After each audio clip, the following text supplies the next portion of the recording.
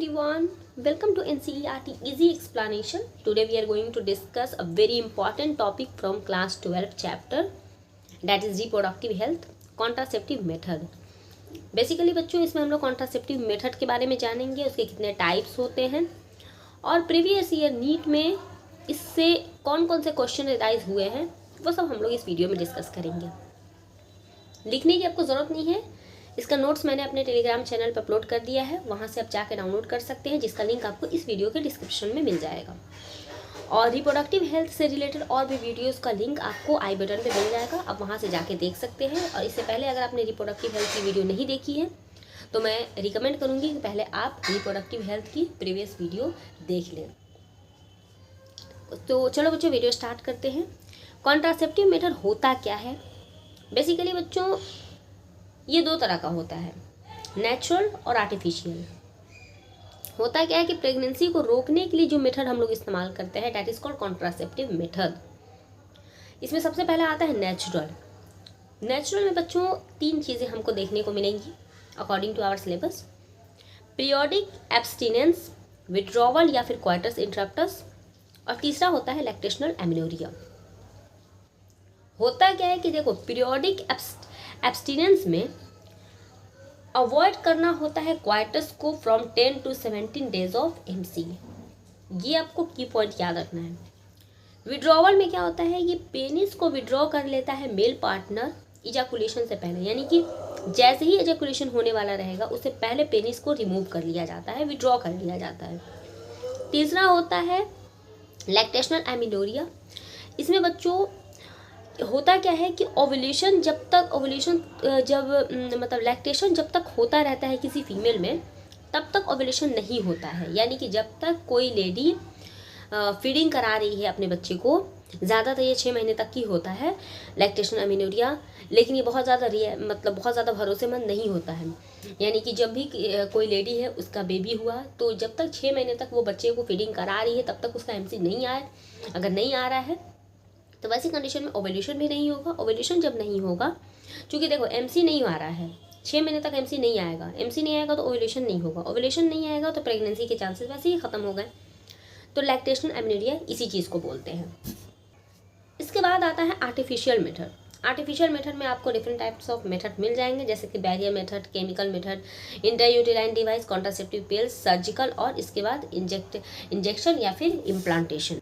सबसे पहले हम बात करेंगे बैरियर मेथड के बारे में। बैरियर मेथड में बच्चों दो चीज़ें आपको ध्यान रखनी है। पहला ये कि इसका एग्जाम्पल आपको कंडोम है, और दूसरा डायफ्राम, सर्वाइकल कैप और वॉल्ट। ठीक है, कंडोम के बारे में जानते हैं। कंडोम बेसिकली होता क्या है कि ये दो देखो मेल और फीमेल दोनों के लिए आता है। कंडोम जो होता है मेल और फीमेल दोनों के लिए आता है। ये रबड़ का या फिर लैटेक्स का बना होता है, पतला ऐसे मेम्ब्रेन टाइप का, मतलब एक पॉच होता है। ये डिस्पोजेबल होता है, यानी कि इसको यूज़ करके आप फेंक सकते हैं।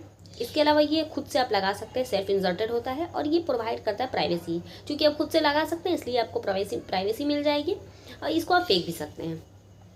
इसके अलावा हम बात करते हैं डायाफ्राम, सर्वाइकल कप और वॉल्ट्स की। सबसे पहली बात कि ये तीनों ही चीज़ें सिर्फ और सिर्फ फीमेल के अंदर होती हैं, ये तीनों ही चीज़ें फीमेल्स के लिए हैं। ठीक है, दूसरा ये कि ये भी रबड़ का बना होता है, एज लाइक कंडोम, जैसा कंडोम था वैसे ये भी है। ये भी रीयूजेबल होता है, यानी कि उसको कंडोम का के साथ क्या था कि आप उसको फेंक दो, एक बार यूज़ करो उसके बाद फेंक दो, लेकिन इसमें क्या है कि ये आपको दोबारा से यूज़ आप कर सकते हैं। इसके बाद अब बात करते हैं इंट्रायूटेराइन डिवाइस के बारे में। इंट्रायूटेराइन डिवाइस के बारे में आपको बेसिकली 4 पॉइंट्स याद रखने पड़ेंगे। सबसे पहले तो आप ये जान लो कि इंट्रायूटेराइन डिवाइस होता क्या है और ये किसके लिए सबसे ज़्यादा सेफ है। तो देखो, जो इंट्रायूटेराइन डिवाइस होता है ये भी एक कॉन्ट्रासेप्टिव मेथड है जो कि आइडियल है। ये इंपॉर्टेंट पॉइंट है, नीट में इससे क्वेश्चन आया हुआ था, प्रीवियस ईयर की पॉइंट है, याद कर लो कि जो इंट्रायूटेराइन डिवाइस होता है वो आइडियल कॉन्ट्रासेप्टिव होता है for female who want to delay pregnancy, यानी कि जो औरत प्रेगनेंसी में डिले चाहती है उसके लिए इंट्रायूटेराइन डिवाइस एक बेस्ट मतलब तरीका हो सकता है। दूसरा ये कि one of the most widely accepted, ये इंपॉर्टेंट पॉइंट है। इंट्रायूटेराइन डिवाइस जो होता है इससे भी क्वेश्चन आया हुआ है। देखो बच्चों, मैं वही चीज़ यहाँ पे पढ़ाती हूँ जिससे क्वेश्चन आया हुआ है या आने वाले टाइम में आने की चांसेस हैं। ठीक है, यानी कि मैं बिल्कुल की पॉइंट में पढ़ाती हूँ, इसलिए आपको वीडियो को इसको बिल्कुल मत करना। One of the most widely accepted method होता है इंडिया के अंदर। सब 2 पॉइंट यहाँ पे याद रखना है कि ये इंडिया के अंदर सबसे ज़्यादा एक्सेप्टेड जो मेथड है वो है इंट्रायूटेराइन डिवाइस। बेसिकली बच्चों ये 3 तरह का होता है, नॉन मेडिकेटेड, कॉपर रिलीजिंग और हार्मोन रिलीजिंग। नॉन मेडिकेटेड का एग्जाम्पल आपको लिप्स लूप्स है, कॉपर रिलीजिंग का एग्जाम्पल आपको कॉपर टी, कॉपर 7 और मल्टी लोडेड 375 है। और हार्मोन रिलीजिंग का 2 एग्जाम्पल है, प्रोजेस्टेरॉन का एक और एक LNG-20। नीट 2019 में इसी पॉइंट से क्वेश्चन आया हुआ है, आप जा करके उठा के देख लो। क्वेश्चन ये था कि नॉन मेडिकेटेड इसमें से कौन नहीं है, ऐसी करके था, नहीं है या है ऐसी था, लेकिन एग्जाम्पल यही था। तो देखो जो नॉन मेडिकेटेड होता है उसका करता क्या है, ये तो नाम हो गया, ये इसका एग्जाम्पल हो गया, लेकिन वो करता क्या है। तो जो नॉन मेडिकेटेड होता है वो स्पर्म की फाइगोसाइटोसिस को बढ़ा देता है, यानी कि स्पर्म को ही मार देगा। ऐसा डिवाइस है कि जब इसको फीमेल यूज़ करेगी तो ये स्पर्म को ही मार देगा, ना रहेगा बांस ना बजेगी बांसुरी, यही वाला यहाँ पे कहानी है। दूसरा है कॉपर रिलीजिंग। इसमें क्या होता है कि ठीक है बांस तो है, लेकिन बांस को इतना ना इसने रद्दी कर दिया कि अब वो जो बांस है वो बीन बजाने के लायक है नहीं। तो वही है कि सप्रेस कर देता है स्पर्म की मोटिलिटी को, जो स्पर्म है उसकी मोटिलिटी को ही ख़त्म कर देगा। अब जब वो बांस उस लायक है ही नहीं कि वो बीन बजेगा, तो बस वही कहानी, मतलब बांसुरी बनने के लायक वो बांस इसने छोड़ा ही नहीं। तो कॉपर टी या फिर कॉपर 7 जो होता है ये फीमेल बॉडी के अंदर जा करके करता यही है कि स्पर्म की जो मोटिलिटी है उसको ख़त्म कर देता है या फिर सप्रेस कर देता है। तीसरा है हार्मोन रिलीजिंग। इसमें क्या होता है कि ये यूट्रस के अंदर, पहला कि इसने क्या किया कि बांस को ही ख़त्म कर दिया, इसमें बांस है लेकिन रद्दी कर दिया, बांस को ही ख़राब कर दिया। इसमें क्या हुआ कि जो बजाने वाला इंसान है उसी को ख़राब कर दिया, यानी कि जो यूट्रस है जहाँ पर जाने के बाद वो बांस बजता, यानी कि जो स्पर्म जाने के बाद जहाँ पे एक्शन करता, इम्प्लांटेशन करता, तो वहाँ पे इम्प्लांटेशन के लिए जो एनवायरनमेंट है उस एनवायरनमेंट को इसने डिस्टर्ब कर दिया। तो ये 3 पॉइंट्स इसके हो गए। इसके बाद बात करते हैं इम्प्लांट्स की या फिर इंजेक्शन की। जाहिर सी बात है इंजेक्शन है तो बॉडी के अंदर ही जाएगा।